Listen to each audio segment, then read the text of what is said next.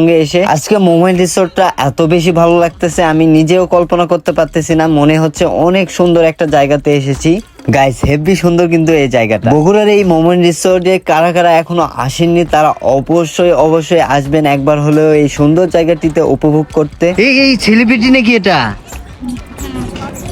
কোথায় থেকে এসেছেন আপু?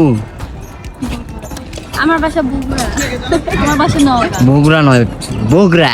বগুড়া, আমরা বগুড়া। গাইস, এই জায়গাটিতে বসে কিন্তু অনেক কাপলরা এখানে বসে থেকে টাইম স্পেন্ড করে।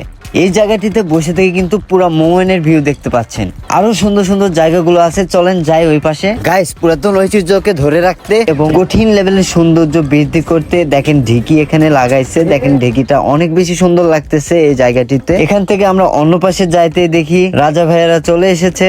আপু কেমন আছেন? ভালো নেই ভাই। কে তুমি কেমন আছো?